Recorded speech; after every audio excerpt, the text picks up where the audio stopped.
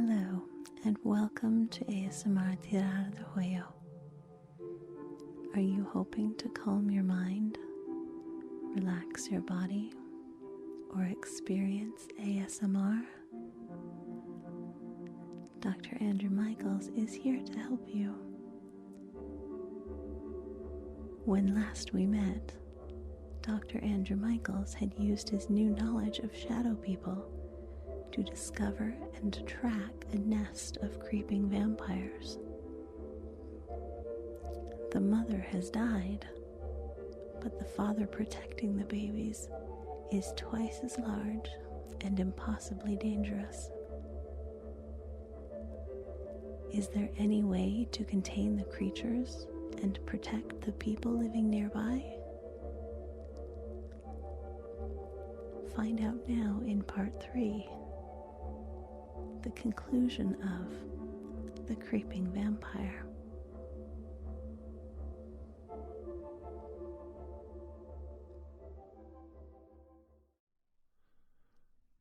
Hello and welcome. I hope to tell you what happened at that small lake in that farmer's field when we finally got the situation with the creeping vampire under control. I hope I don't leave any elements of the story out. The name of the pond became known as Parsons Farm. It was named Parsons Farm or Parsons Lake after the death of the volunteer fireman John Parsons. They named it in his honor and put a small plaque there. So if I refer to the lake as Parsons Lake, you'll know what I'm talking about. The creeping vampire, of course, was hidden at the bottom of the lake with its offspring, safeguarding them, protecting them from the sunlight in the deep recesses of the small lake. It was odd that a lake this small would have such a depth to it, 65 feet in some places. But maybe it's not that unusual when you think about the area around the lake. Cavernous strip mining areas and hills full of ancient fauna compressed into shale and coal formations. Maybe it's not that unusual to have a cavernous lake so deep in an area of remote Ohio. It was windy and stormy that day. The next night, the sun was overcast, and this allowed for a lot of activity in the lake. The small creatures hatching daily from the nest of eggs, surrounded by their giant brood from the creeping vampire itself, the father figure of them all, 29 feet long, an exoskeleton so massively dense we didn't even know if typical artillery would work against it. We had the National Guard standing by with heavy armament, and we were ready with even fighter jets. On a hunch, and thinking ahead, I went up to Ravenna, Ohio, to the air arsenal of the National Guard. The Ohio National Guard and the federal government has a air base in Ravenna, Ohio. And they keep the C-140s there, the transport planes. Most people don't know this, but back in Vietnam, the C-140 was a weapons platform. They called it Puff the Magic Dragon. They had a very high rate of fire Gatling gun in the bomb bay of, the transport bay of the ship, the airship. And it would lay down computer-guided fire from this Gatling gun from a high distance, and these planes would travel at a very slow rate of speed in the air, and they could lay down 50 caliber rounds from this Gatling gun over an entire area. And they called it Puff the Magic Dragon because it was like dragon fire. It just, every little tiny section of a field could get saturated with small arms fire. And I thought this might be something to see if they had that available in case things got out of hand. And I was talking to the officers there and explaining the actual problem and the actual situation with this creature, and that we didn't necessarily want to kill all of them, but if things got out of hand, we would have to take the defensive posture and stop the spread of this creature from the area. It had to be contained at all costs.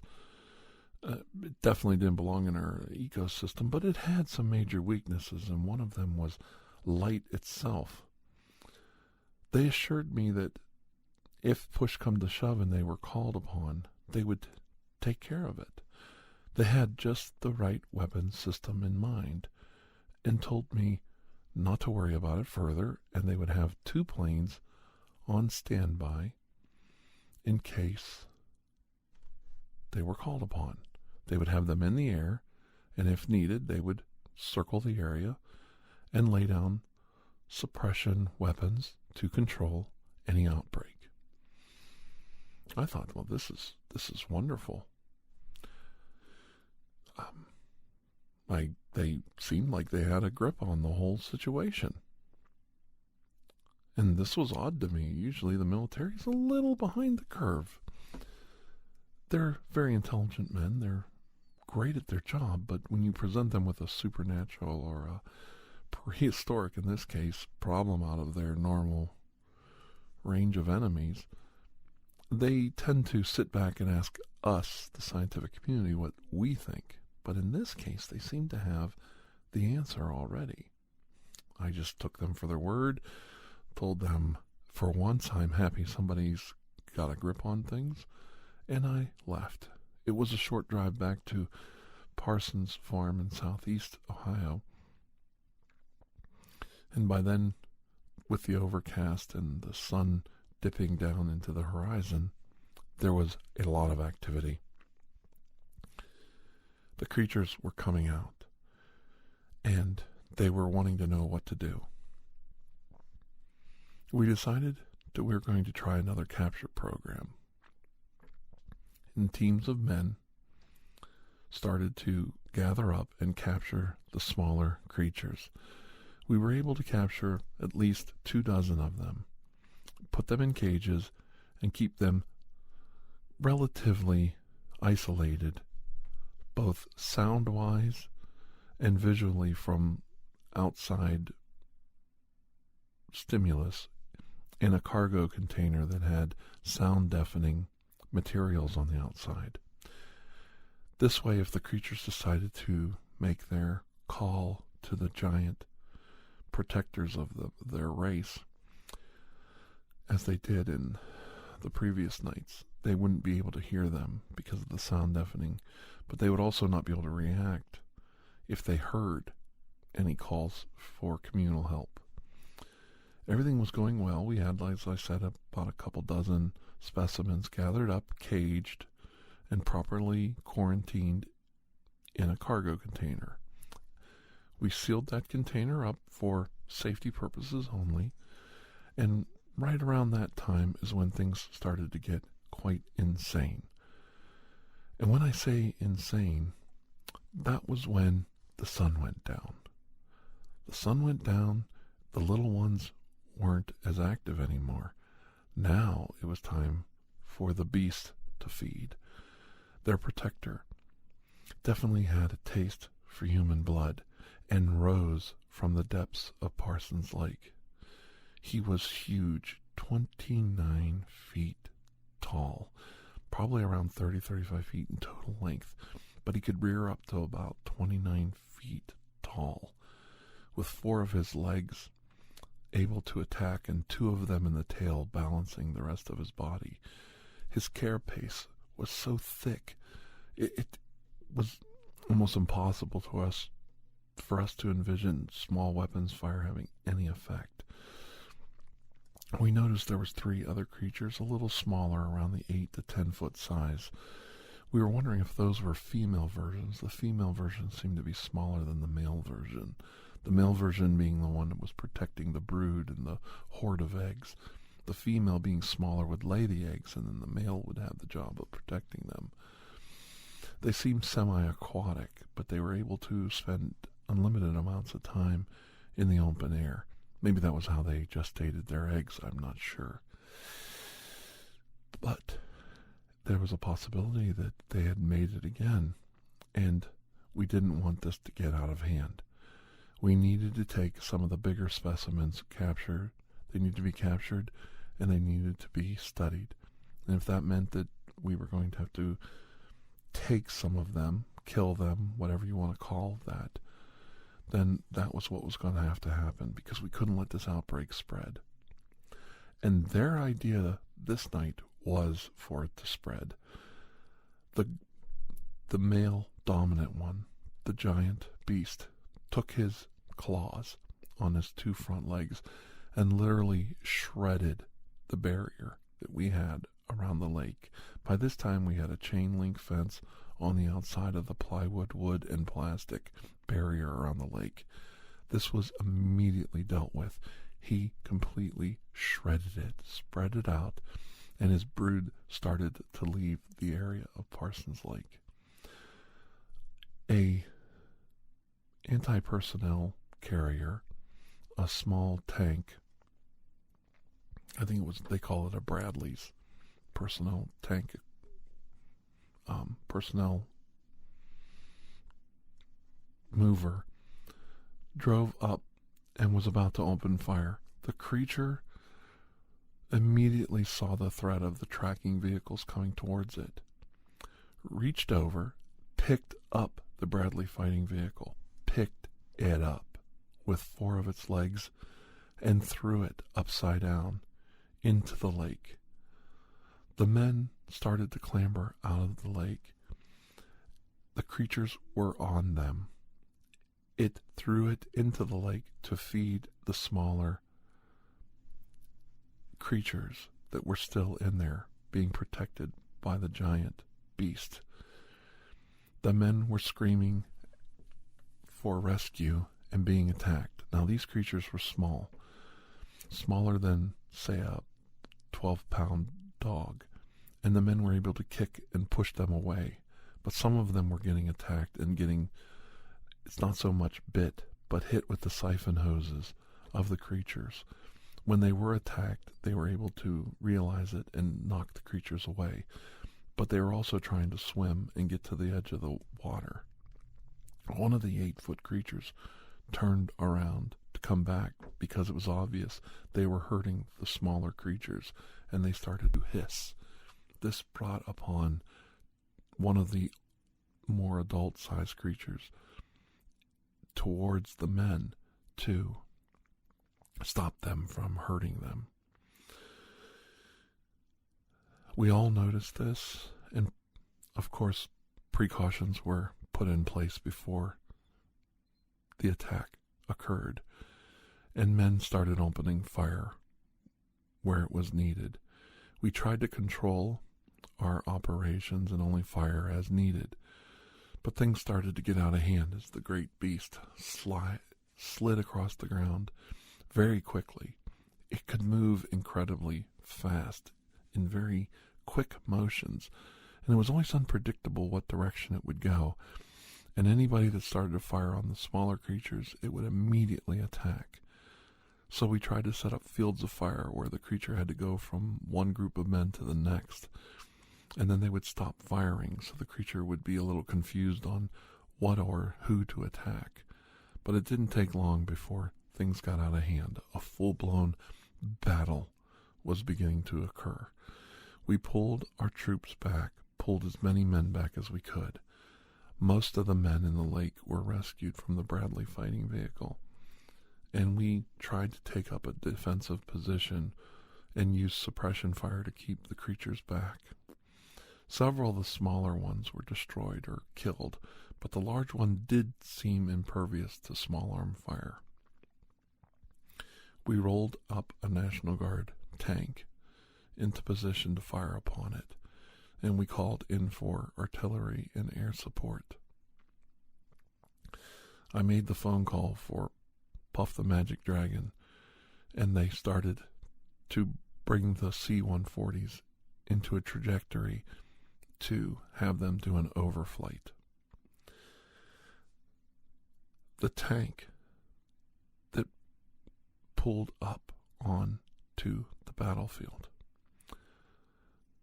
took aim at the giant monster and fired one round.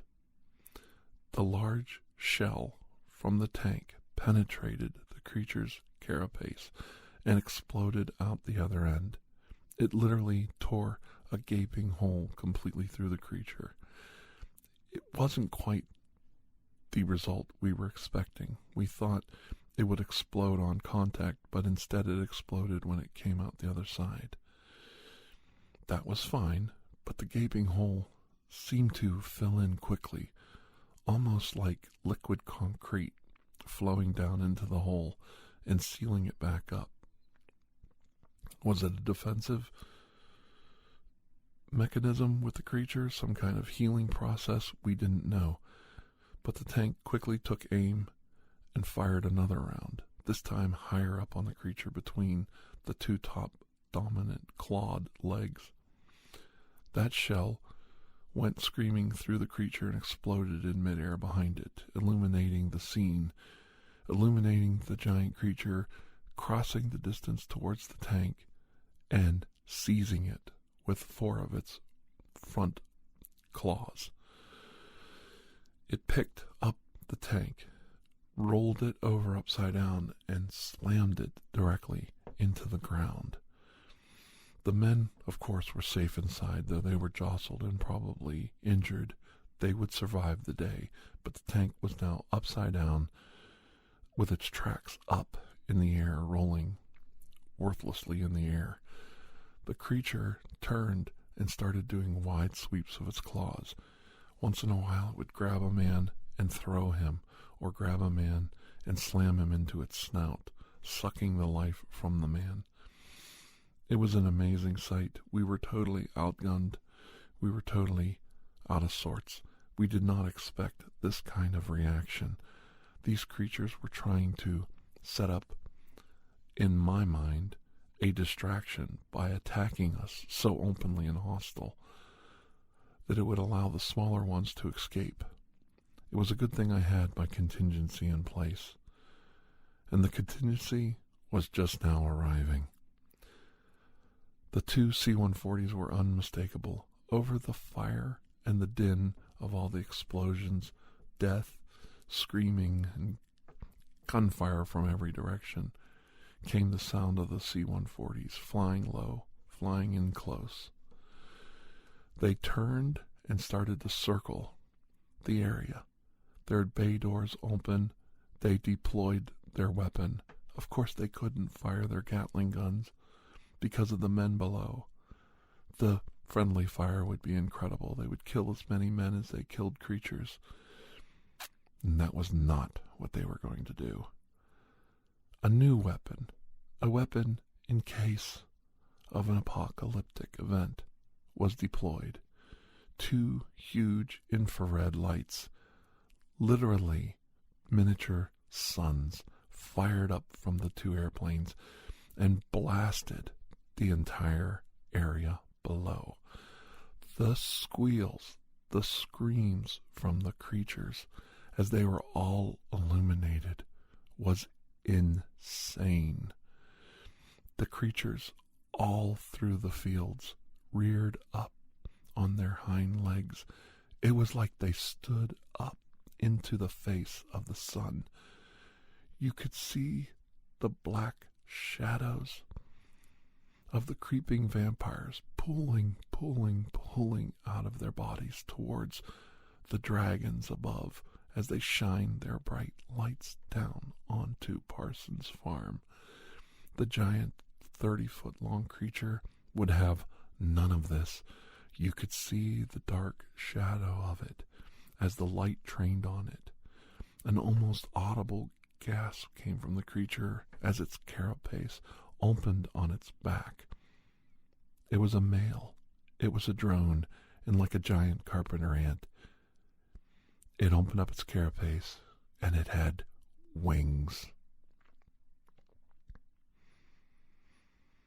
It took to the air and started to fly directly towards the C-140s as they scoured the ground, burning the creatures with the light of an artificial sun. Thank God we had 2 of them, because the creature was aiming directly for one of the planes. Now, in that moment of emergency, they took evasive actions, and just before the giant creature struck the giant C-140, which it would have brought directly to the ground, 2 fighter jets that were hidden in the area had an open shot on the creature and opened fire with their air-to-air missiles. Great explosions took place in the sky, about 20,000 feet up. The giant creature ripped into several large pieces, its carapace completely destroyed. The shell of the creature split into too many pieces to heal itself. It literally exploded in midair. The planes swung around and kept firing their fake sunlight onto the area, burning and burning all the creatures, pulling the shadows out of them. Watching these creatures die, watching them scream from the power of these artificial suns, was a horrendous sight to see. A whole race of creatures being destroyed as they tried to make their getaway. All of Parsons Field was bathed in this artificial sunlight. No matter where the light hit, these creatures could not absorb it, could not hide from it, could not stay away from it. One of the jet planes flew overhead towards the lake and dropped some kind of missile into the lake itself, and the lake became a broiling, frothing, foaming eruption. They threw some kind of chemical in that reacted with the water of the lake, and the lake started to literally burn. Whatever was left in the lake was chemically burned beyond existence. There was no life left in the lake or outside and around it. I sat down for a moment on a log, watching the carnage around me, the giant creature hitting the ground, the pieces of it breaking up, the smaller ones dying, everything coming to an abrupt end.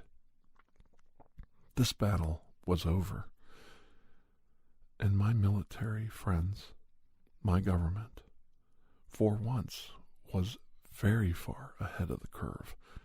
They took care of it expediently and with great efficiency.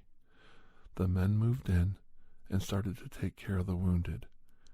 We had 3 men die that night, and it was horrible to know that a total of 4 men were killed in this entire action, stopping this creature from spreading across the face of the earth.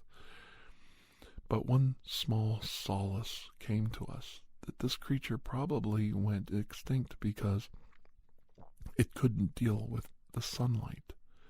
The world bathed in sun most of the time. Eventually this creature would be put out of existence because it couldn't live. It just couldn't live outside of hiding constantly in the darkness. The creatures of the world would know and be active during the day and hide at night so that it couldn't find them. Sure, like an anteater, it could search around and try to find food, find nutrients, and find hidden creatures sleeping. But eventually, they couldn't sustain themselves.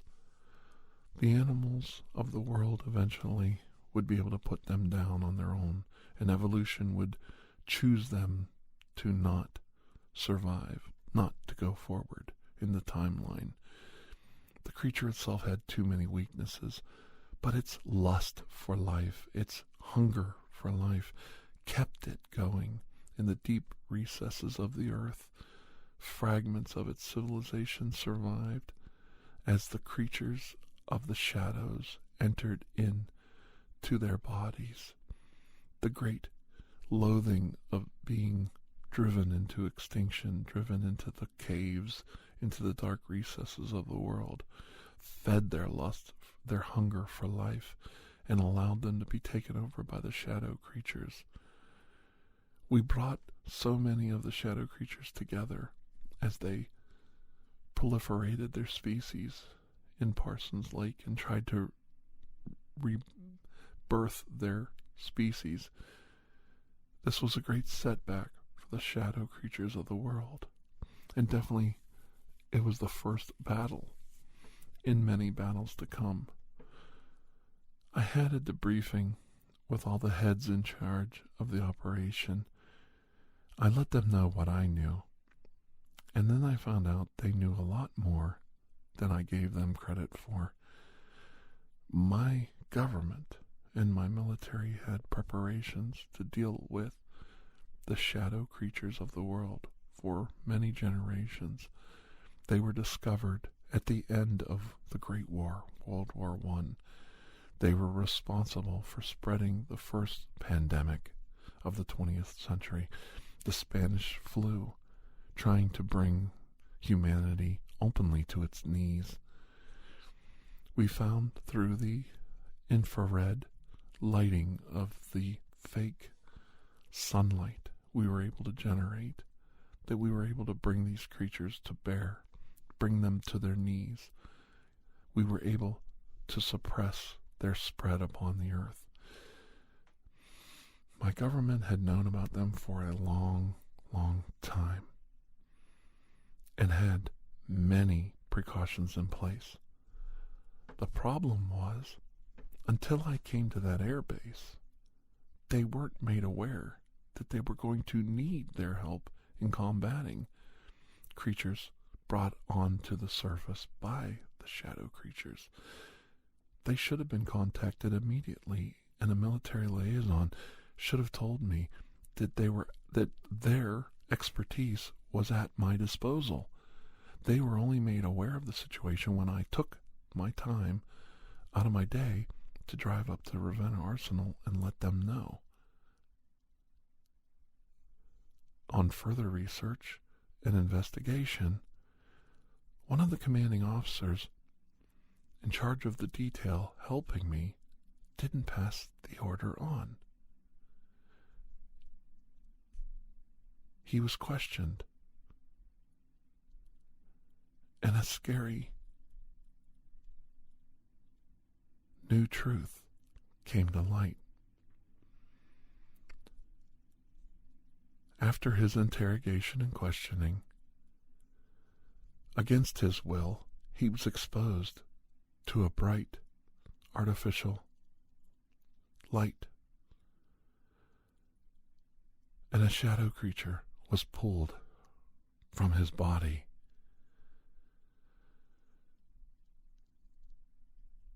He was quarantined and questioned, and he had no idea when or the fact that it did occur. He would eventually be released. He was a victim. He didn't even know he was being possessed. But this was something new. You know, it's one thing when you know about the paranormal and you know about the supernatural and you take precautions against them. But it was like my friend told me from summer camp when he disappeared into the night after we fought the dead farmer, and he disappeared off the internet, became a nobody, became a hidden person in the world. And I questioned why he wanted to remain anonymous and why he wanted to stay hidden. And he told me that if we know about them, they know about us. And this was the first sign. Oh And they not only knew that we knew, they were actively taking measures to stop us. Something bigger was going on. This was only a small battle to get us to expose what we knew, what precautions we had in place, and what kind of weapons we had available. Now our enemy knew our strengths, knew our weaknesses, and understood our chain of command. We were brought out into the light, if you would say it that way, and exposed to our enemies. Was it a good report? That we weren't prepared properly? That we missed opportunities for containment, for control? Or was it a negative report? That we are not prepared, that we haven't moved forward with our technology and our safeguards to control them? The problem is we didn't know. We didn't know. And we had to live with that.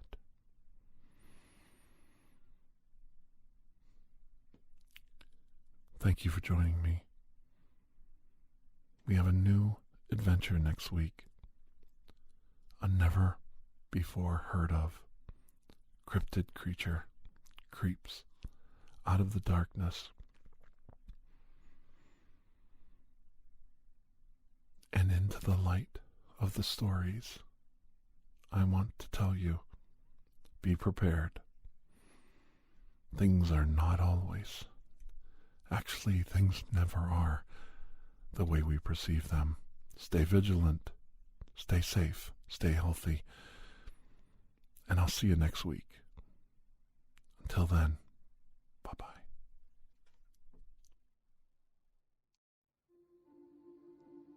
Thank you for joining us for ASMR TirarADeguello. Please take a moment to share, rate, and review this podcast. It really does help.